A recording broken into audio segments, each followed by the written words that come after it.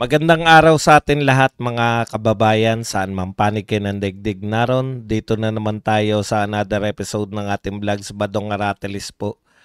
Pag-uusapan natin ngayon, ito po, no, yung napipintong pagre-resign ni Ping Lacson. Ang tagal na pong in-announce, kahapon pa po, announce na, pero hindi pa rin po matuloy. Hindi ko maintindihan kung kailan talaga yung matutuloy yan. At ang masama po nito, sa kasawiang palad po, ang papalit daw po kung sakasakali, siyempre yung kaano po nila, kasama nila sa majority. Kasi kung majority pa rin po, si Lacson lang po ang alis, hindi naman po kasama dyan yung malilipat sa minority, yung pamumuno dito sa Blue Ribbon Committee. Yan po ang problema natin, no? Okay, tapos, eto naman po si Cayetano, kung ano-ano naman ang mga sinasabi, mag-resign daw lahat at mag-snap election. Alam nyo, ito po, napakaliwanag po nito na ito po ay hindi rin po ito pagharap sa totoong problema ng Pilipinas. Mananawagan ka ng mga imposibleng bagay, no? Kung hindi niya po kayang manindigan, maagaw yung kapangyarihan ni Tito Soto, wag na pong makadagdag sa mga delaying tactics kasi maraming maniniwala sa'yo kahit ano eh. Maraming maniniwala sa'yo na akala yan lang ang pag-asa. Paano nga? Sino sa tingin mo magre-resign? Yan po ang mga pag-uusapan natin, pero bago yan, kung bago ka pa lang dito sa ating channel, mag-subscribe ka na. Dahil ito lang ang tanging channel na may kinikilingan, may pinapanigan, una sa balita, uli sa impormasyon, kaya ano pang hinihintay nyo? Pindot na, okay. Isa-isahin po natin yan, no? Pero bago po yan, eto po, meron na pong, alam nyo tong mga, pag binanatan nyo tong mga dilawan, kalaban nyo po lahat lahat po ng media, no? Eto na po, nagpahayag na po tong Marites Dangguilan. Huwag po nating iwan din to, no? Marites Bitug. Ito po yung mga batikan. Mga journalist daw di umano. Okay. Hinggil po sa reaction niya dito po sa pagbubunyag ni Anthony Taberna na peke. Etong si Risa Ontiveros na nagsasabi na wala raw siyang insertion. Okay. Sabi po ni Marites Bitug, ito yung mga fact checker. Kala mo naman na sila talaga yung may totoong mga sinasabi. Meron po siyang binabanggit dito na 4 na dahilan kung bakit hindi dapat paniwalaan si Anthony Taberna. Ayan. On Anthony Taberna, is he a journalist?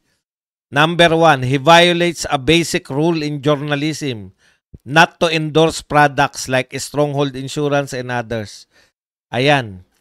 So, journalist daw po ba si Taberna? Ayon po dito kay Bitug. Una, hindi siya makukonsidera na journalist dahil siya po ay lumalabag daw sa basic rule ng journalism na nag-endorso siya ng produkto. Tende, no? Okay. Ikalawa, he makes commentaries that are laced with his vested interest without disclosing this. Meron daw pong komentaryo si Taberna na lumalabas yung kanyang vested interest. At ikatlo, he peddled fake news in the case of Senator Risa Ontiveros' supposed budget insertions. At number 4, he owns businesses like a PR company and a restaurant. It is not far-fetched to assume that he used his influence to get clients and favors and grow his business. Super unethical conflict of interest. So, no, he is not a journalist. What is he? Influencer, PR person, hack, all of the above. Okay. Marites Bitug. Anong kinalaman ng pagiging journalist sa paglalantad sa kasinungalingan ni Risa Hontiveros? May insertion ba si Risa Hontiveros? Nagpakita po ng resibo si Taberna. Inisa-isa niya yung insertion ni Risa Hontiveros. Sasabihin mo lang, hindi kasi journalist yan si Taberna. Kasi may mga komentaryo siya na meron siyang interest. Kasi meron siyang ini-endorse na produkto. Kaya siya hindi journalist. Kasi fake news siya kay Risa Hontiveros. Doon na lang tayo. Yung iba mong pinagsasabi, wala kaming pakialam. Alam mo, journalist kayo ng journalist eh. Meron pa bang hangang-hanga dahil journalist? Meron pa, nabibigla pa ba kami? Naaanda pa ba kami? Ay, journalist yan. Ay, kagalang-galang yan dahil journalist yan. Ay, journalist yan. Ano yan? Walang bahid yan. Hindi po. No? Para sa inyong impormasyon, Miss Marites Bitug, ang pagkakaalam po ng mga tao sa journalist ngayon, katulad ng sinasabi ni Marcoleta, payarang media kayo. No? Ano po ang kahanga-hanga sa pagiging journalist ngayon? Ayon nga kay Marcoleta, kayo ay mga bayarang media. Hindi na po nakakabilib ang mga journalist. Ano ngayon kung hindi journalist? Ang pinag-uusapan po ngayon, tama ba yung sinasabi ng tao? Bernadette Loy Moeker, thank you very much sa $10 na pangkape. Yan ang usapin ngayon. Tama ba yung sinasabi ni Anthony Taberna? Diyan sa loyalist po yan, Maka-Marcos po yan. Hindi po ako sang-ayon sa mga pananaw niya dahil siya ay kampi ni Marcos. Pero ang tanong, tama ba yung sinasabi niya may insertion si Risa Hontiveros? Tama po. Kasi pinapakita niya eh. Unless nasasabihin ni Risa Hontiveros, hindi ako ang nag-insert niyan yung gantong lugar, yung kalsada sa gantong lugar. Meron pong ebidensya na hawak si Anthony Taberna. Saan niya nakuha? Diyan po sa Senado. Kasi hodang influencer ba siya? Vlogger? Bakit pag vlogger ba masamang tao na? Pag influencer, masamang tao agad? Hindi po lahat ng influencer ay fake news ang pinapalaganap. Marami pong influencer na tama ang sinasabi, kaya nga sila nakaka-impluensya. Kung lahat po ng influencer ay fake news, bakit may naniniwala? Kung lahat po ng mga journalist ay matino, bakit kayo tinatawag na bayaran? Yan yung problema, wala kayo sa hulog, wala kayo sa katotohanan.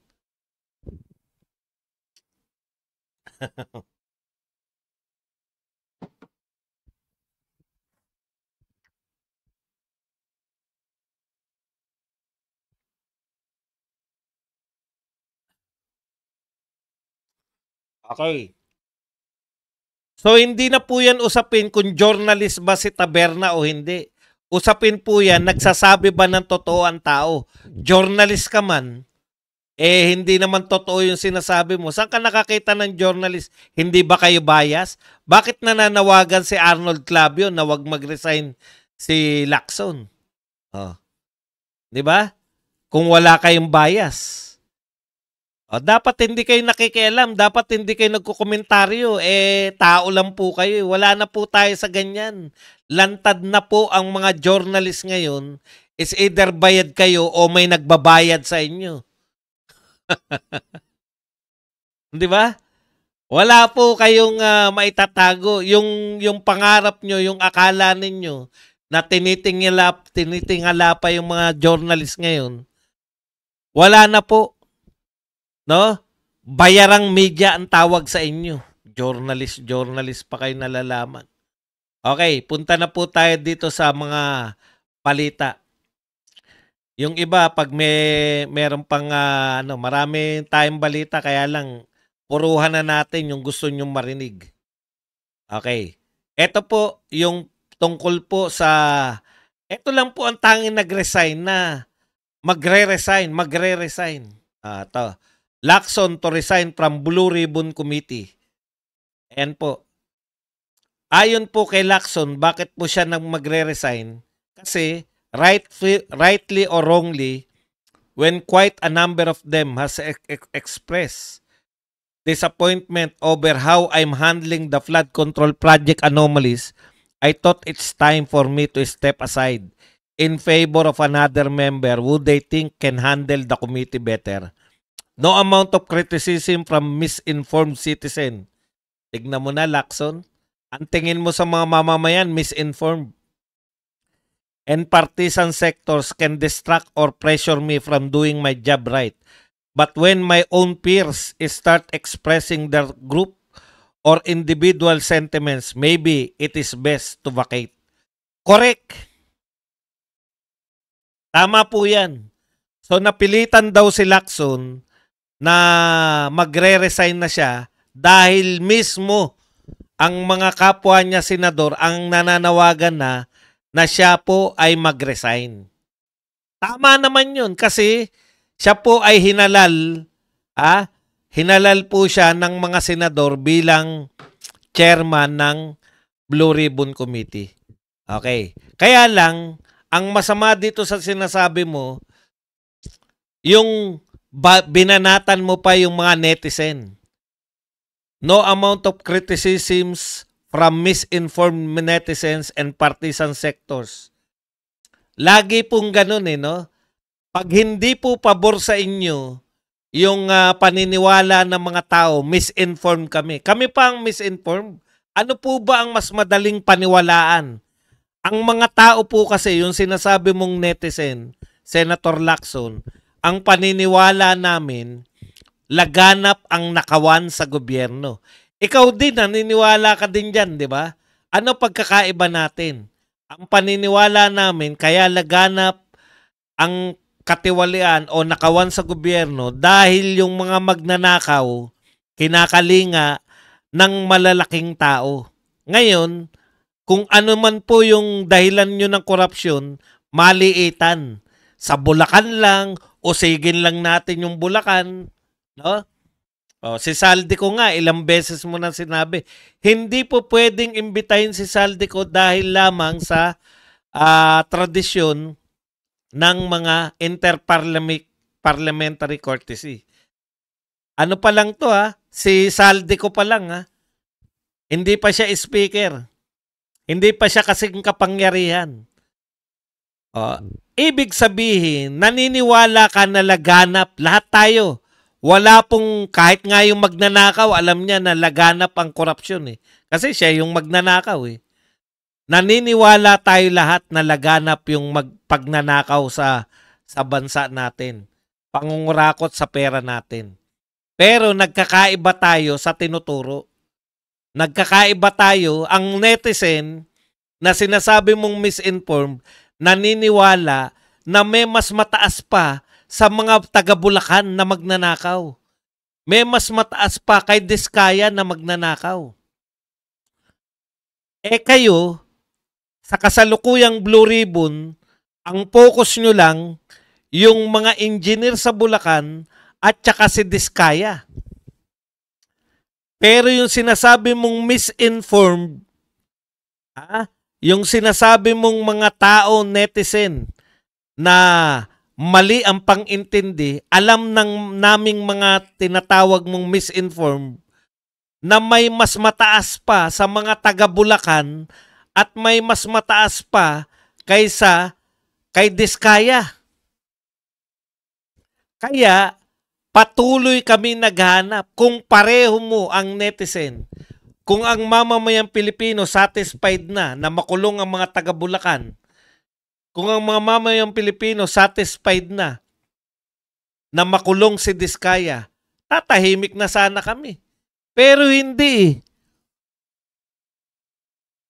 Na-inform nga kami sa Blue Ribbon Committee. Kilala ba namin si Gutesa bago ang Blue Ribbon Committee? Kilala ba namin yung mga magnanakaw na yan na taga Bulacan? Hindi namin kilala yan. Saan namin natuklasan na sila ay nagbibigay ng 25 to 30%? Ni-research ba ni Badong? Ang talino naman ni Badong. May pera ba si Badong na pan-research? Hindi po. Sinabi nila yan sa Blue Ribbon Committee. Sa committee mo. Sinasabi nila 25 to 30% ang binibigay namin sa proponent. Sinabi ni Gutesa sa committee mo na mayroong silang binigay kay Martin na 35 o 36 ba? 35 na maleta na nagkakalaman ang bawat maleta ng 48 million pesos. O, di ba? Tapos kami pa misinformed. Ibig nyo sabihin, baliwalain namin yung narinig namin. Baliwalain namin na narinig namin kay Gutesa na nagde-deliver sila. Baliwala namin na nakita namin yung picture ni Alcantara na may nakabukod-bukod na nakalatag na milyong-milyong piso na para kay Saldico, para kay kung kanino. Babaliwalain namin yan. Na nag-deliver sila kay Saldico. Tapos may sumalo naman dito si Gutesa. Yung dineliver kay Saldico, dineliver naman nila kay Martin. Nagbawas lang ng 11 maleta si Saldico. Babaliwalain namin yan na narinig at napanood namin sa committee mo. Tapos kami ang misinform. Hindi po kami misinform. Wala kaming nalaman kung ano ang pinag-uusapan diyan po sa may ICI dahil lihim. Wala po kami nalaman na pinag-uusapan sa NBI dahil yan ay lihim. Narinig namin tong misinformation, kung tinatawag mong misinformation ito, diyan sa committee mo mismo. Paano kami magiging misinform? Kayo ang pinarinig, sa inyo namin ito narinig. O ngayon narinig na namin, ayaw nyo na ngayong ituloy. Gusto namin ano ang kasunod. Sabi mo, imbitahan mo si Martin at saka si Saldico. Tinitiyak namin na hindi sila pumayag na magpaimbita sa'yo. Kaya magre-resign ka na lang. Nakakahiya eh, di ba? Ang tapang mo, imbitahin natin si Martin tsaka si Saldico. Teka muna. Siguro sabi ng mga tunay na makapangyarihan, sino ka ba para imbitahin mo ako? Sino ka ba para imbitahin mo kami? Petsa nga, hindi mo masabi kung kailan yung susunod na hearing. Imposible naman na wala na kayong maiimbita. Wala na bang ibang engineer sa ibang parte ng Pilipinas? Kayo ba ay senador lang ng Bulacan? Engineer lang ba sa Bulacan?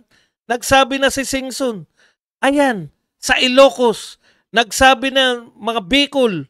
Punta kayo sa Bicol. Punta kayo sa Leyte. Bakit ayaw mong imbitahan yung mga engineer ng Ilocos, Bicol, at Leyte? Kaya raw hindi muna, suspended daw muna ang Blue Ribbon Committee hearing. Dahil hindi pa raw tapos yung tell-all ng mga diskaya sa DOJ. Anong pakialam ng Senado sa DOJ? May sariling trabaho yung DOJ. May sarili kayong trabaho. Ang Blue Ribbon yan ang pangunahing trabaho. Mag-imbestiga ng mga magnanakaw sa gobyerno. Wala na pong ibang mag-iimbestiga kung hindi kayo nalantad sa tao, na televise, na live. Thank you very much muna kay Christopher. Maski pa mag-resign si Pinky Lacson, walang mangyayari dyan sa Blue Ribbon Committee habang si Tuta Soto, Senate President Boss Buds. Correct. Thank you very much sa $499.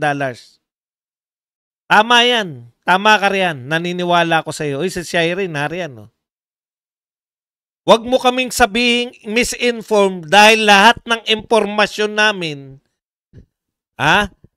ay galing sa Blue Ribbon Committee. Ibig sabihin, kayo ang numero unong misinformation? Kayo ang numero unong ahente ng misinformation? Bakit mo sasabihin na misinformed kami? Hindi kami misinformed. Actually, sa inyo namin natutunan yan lahat. Nagbababad kami sa kanonood sa Blue Ribbon Committee dahil natutuklasan namin sino yung mga magnanakaw. Kilala ba namin yung Bryce Hernandez, yung Alcantara, at kung sino-sino pang mga engineer? Kilala ba namin si Yusek Bernardo? Kilala ba namin si Yusek, sino yung babae na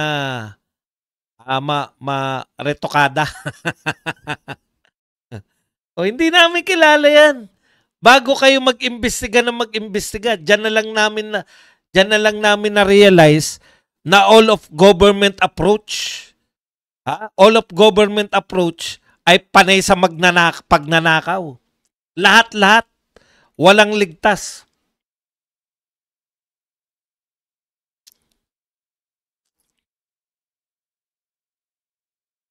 Kaya daw siya magre-resign dahil yung kanyang mga kapwa senador na ang nananawagan. Pero kung yung mga uninformed citizen lang daw, misinformed citizen, hindi po kami misinformed. Mali ka dyan. Bitin nga kami. Saan nyo ba nakilala si Gutesa? Sa ICI ba? Sa NBI ba? Hindi ba sa Blue Ribbon? Saan nyo nakilala yung mga Diskaya? Okay, Julius Babaw. Pero yung mga pagtatapat nila na sila ay nagbibigay ng suhol, pagtatapat nila na narig lahat ng mga kunwa-kunwarian lang lahat ng mga bidding sa mga Diskaya. Saan natin nalaman na mayroong binibigay na pera porsyento sa mga engineer ng Bulacan? Yan ang sinasabi namin sa inyo. Kayo na nga nag-i-inform sa amin, pagbibintangan nyo pa kami na misinformed kami. Hindi po kami misinformed, marunong lang kaming manood. Hindi kami selective sa panonood. Ina-absorb namin. Nung sinabi ni Gutesa, walang nakakontra na siya ay nag-deliver hanggat walang kukontra, nakapanipaniwala sa sinabi ni Gutesa, yun ang aming paniniwalaan. Okay. Dito naman tayo sa kapalit. Ito po, too hot to handle. Ayon po sa Politico, Politi-Scoop ng Politico Channel. Meron daw silang scooper na nagsasabi na si Kiko Pangilinan ang leading contender to take over the Senate Blue Ribbon Committee. O, sabi nyo kagad, bakit si Kiko? Di wala rin pinag-iba yan. Bakit si Kiko? Parang si Ping Lacson lang din yan. Correct. Kasi nga po, membro ng majority dapat. Hanggat si Tito Soto ang Senate President, hanggat si Tito Soto ang namamahala, hindi po pwedeng bumalik si Marcoleta dahil si Marcoleta ay minority. Kaya mapapalitan lang po ng matino si Lacson. Mas malupit naman to si Kiko. Ibubor lang tayo niyan. Alam niyo po, pag si Kiko na, wala pong anong tawag nun? Walang katotoran. Nag-aaksaya ng panahon ang Blue Ribbon sa pagtatanong niya lang. Walang direksyon. Alam niyo kung saan lagi papunta direksyon ni Kiko? Paano po yung mga magsasaka niyan? Paano po yung farm to market road? Ganun din ba? Ano na mga magsasaka niya? Paano yung magsasaka? Lalo pong walang malalantad na magnanakaw. Tanong ko lang sa inyo, binanata na ba ni Kiko si Martin Romualdez? Binanata na ba ni Kiko si BBM? Panay Duterte, binabanatan yan eh. Paano ka mag-arrive sa katotohanan? Kung Duterte pa rin ang balak mong banatan pagka ikaw ay nakaupo sa Blue Ribbon. Yan yung problema eh. Walang kalatoy-latoy, correct. Yun, walang kalatoy-latoy. Totoo naman po eh. Tuwing si Kiko na magtatanong, pwede na tayong antukin lahat. Wala pa rin tayong mamimiss. Totohanan lang po. Pag nagtatanong si Kiko, matulog ka muna. Paggising mo tapos na si Kiko, wala ka na miss. Kasi walang revelasyon. Mga kung ano-anong kwento lang. Ganyan po yan. Patatagalin niya yan ng 10 taon yung investigasyon na yan. Tapos na po lahat ng buhay natin. Wala lang. Buti pa nga si Lacson kahit papano pumoporma na anti-graft, anti-corrupt. Si Kiko walang pinopormahan. Ang pinoporma, wow, dagat. Okay na. Walang katuturan.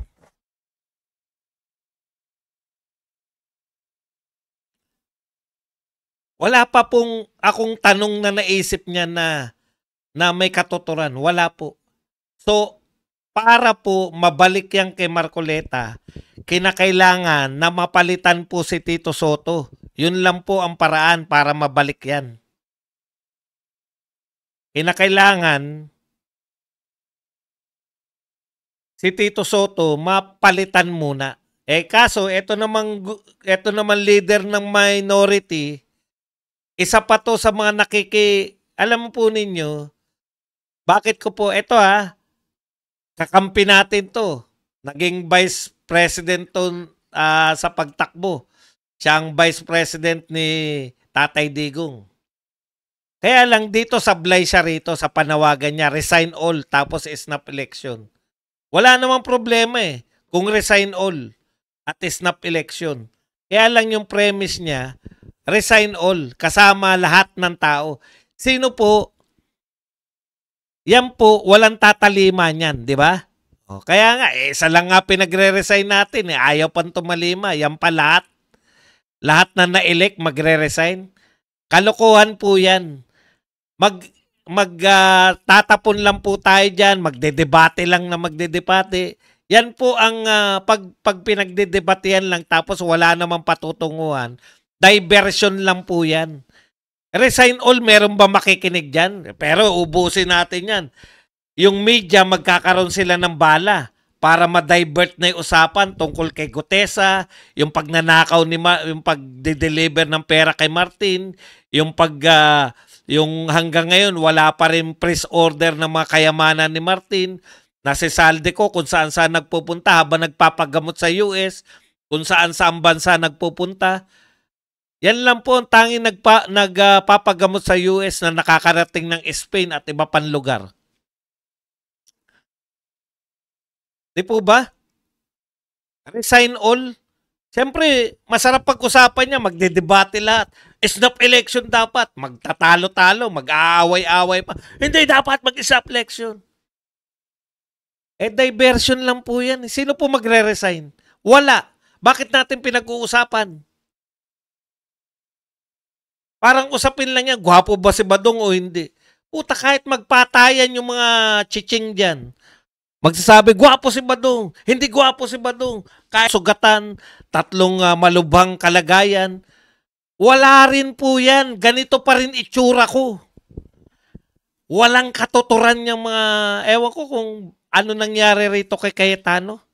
Imbes na manawagan ka na resignation ng mga dapat mag-resign. Resign all. Magkaroon tayo ng snap election. Puta, resign all pa lang, hindi na kaya Snap election pa. Kalokohan po lahat yan. Marami pong tuwan-tuwa po media niyan kasi may pagtatalunan na sila. Sila, dapat ba tayo? Pero wala naman pong katuturan yan dahil hindi naman po magaganap. Yan yung mga bagay na hindi na dapat pinag-uusapan pero magtatalo-talo mga tao. Mga Duterte, kapwa Duterte, magtatalo-talo sila. Maganda nga yung sinabi ni Cayetano. Hindi maganda. Away na. Alam niyo kung bakit? Dinugtungan niya pa Lahat daw na nakaupo. Yun na lang dalawa, hindi na matutupad yun, di ba? Walang magaganap na resignation ng lahat ng na-elect. Walang magaganap na resignation. Ikalawa, wala rin magaganap na snap election. May condition pa siya Pag naganap daw yung snap election, bawal daw tumakbo lahat ng mga nag-resign. Anak ng tinapay.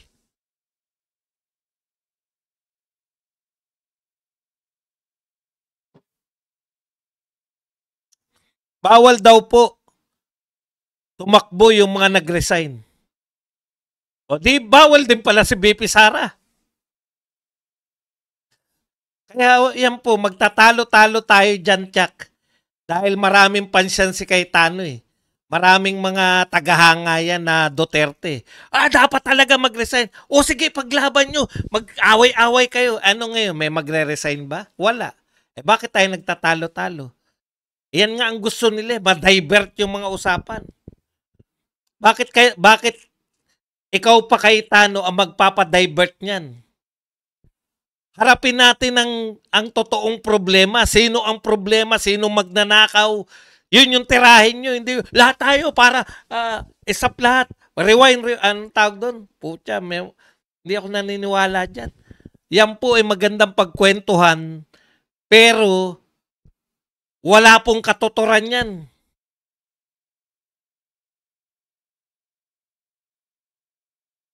Kaya dapat yan, hindi natin pinapatulan tayong mga Duterte. Diversion lang yan. Kita nyo, yan na pag-uusapan ng media. Tapos kayo, mag-aaway-aaway kayo kasi maraming mga Duterte na makakayetano. Maganda naman yung sinasabi ni Cayetano. Ikaw talaga, Badong, bakit ka ba galit na galit dyan? Kasi mukha kang 10K, Badong, nung hindi ka binigyan ng 10K. Wala na. Walang katuturan. Sige, balik ka na sa work, Shairi. Namimiss ka na namin dito eh. Work ka ng work. Dito ka na kasi. Ikaw talaga. Huwag ka umalis.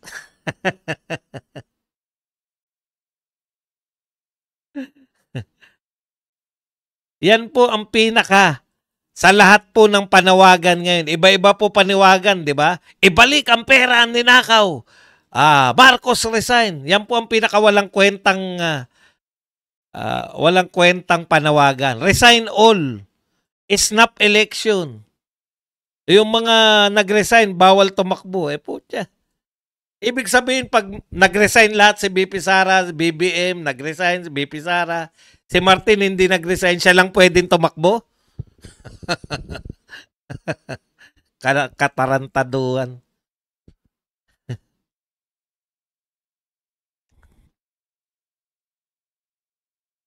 Hindi pa nga nare-resolve yung mga sinasabing dayaan nung nakaraang eleksyon. Gusto mo na naman mag-eleksyon. Wala nang tiwala pa dahil di ba? Nagsampa pa nga na reklamo yung mga PDP laban na nadaya sila nung nakaraang eleksyon eh. Sasalang naman tayo sa eleksyon. Malaking kalokohan po. Pag-aksaya ng panahon para pag-usapan. Pero matutuwa po niyan. Tignan nyo po kasi kung sino po yung matutuwa. Ang matutuwa po niyan, etong sila BBM, sila Martin Romualdez. Ay, salamat. Ang magiging topic na snap election. Ang magiging topic na resign all. Pahinga naman kami rito sa magnanakaw kami. Wala pong katuturan pagtalunan yan kasi wala naman pong magre-resign. Isa lang naman po gusto natin pag-resignin eh. Pag nag-resign po yung gusto natin mag-resign, tapos na po. Mababago na po. Okay, katulad niyan, lahat na ngayon, yan na yung dinadala nila. Yan.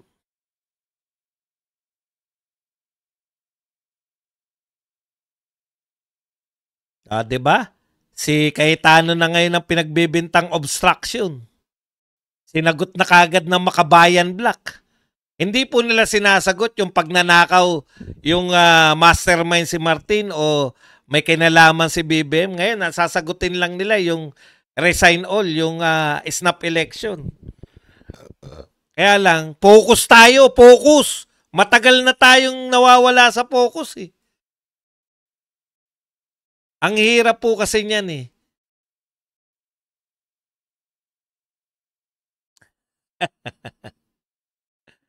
Marcos vows zero tolerance for fund abuse. Alam nyo, wala talaga eh. Nakatutok lang po kayo sa Bulacan pa lang eh. Sino po ang may mga kaso? Bulacan lang. Bulacan engineer. Pero eto po, nagtatalo-talo tayo rito, no? Kung sino papalit kay Lacson. Nagawa na kagad ng paraan ni Tito Sen. Sinuspindi po ni Senator Soto, Tuta Soto, sinuspindi po ni Tuta Soto ang lahat ng sesyon. Kung wala pong sesyon, wala ngayong magkukudita sa kanya. Walang sesyon eh.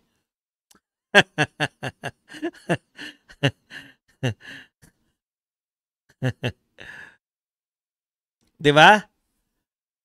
Kung wala pong session, hindi mapapalitan si Tuta Soto. So kasi kanina tinitignan ko eh. Aba, magre-resign si Lacson, okay to. Ila-live natin yung pagre-resign niya, mga 3:00. Walang schedule. Wala pong schedule na may plenary sila ngayon. Paano magre-resign ka ako si Lacson? Biglang eto na po yung announcement. Ito po ang pinakakapapasok-pasok lang. Ha? Ito po ang pinakamainit sa lahat. Sinuspindi ni Tito Soto lahat ng mga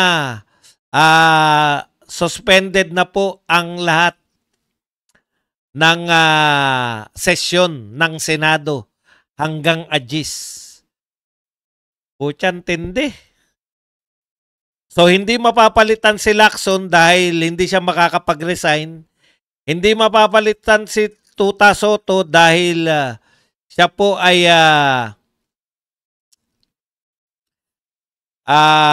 walang session. Ayan. Kaya yan na po ang balita. Sa floor daw magre-resign eh. Sa floor session, walang session. Kaya tayo pinagluloko nito mga to eh. Sabi ni Lacson, magre-resign ako. Wala akong pakialam. Kahit yung mga misinform, magalit sa akin. Pero kung kino-question na ako ng mga kapwa ko senador, magre-resign na ako. O, di balitang-balita, magre-resign na siya. Pati kapalit, meron ng kapalit. Magre-resign siya, meron ng kapalit. Ang tanong, kailan niyang session na yan? Wala tayong session, sabi naman ni Tito Soto. Paano magre-resign si Lacson kung walang session? Talagang pinaiikot yung mga tao. Magre-resign na ako. Tuwan-tuwa naman yung matching. Magre-resign na. Eto na pagkakataon ko. Utya. Tuwan-tuwa na. Nilabasan na. Si matching. Nilabasan na ng pawis at sobrang tuwa. Para siyang nilabasan talaga nun. Ako napapalit. Wala tayong session. So, hindi makakapag-resign si Lacson. Hindi mapapalitan si Soto kasi sinuspindi ang session. Hindi, no? Lahat kaya nilang gawin. Mga hinayupak na yan.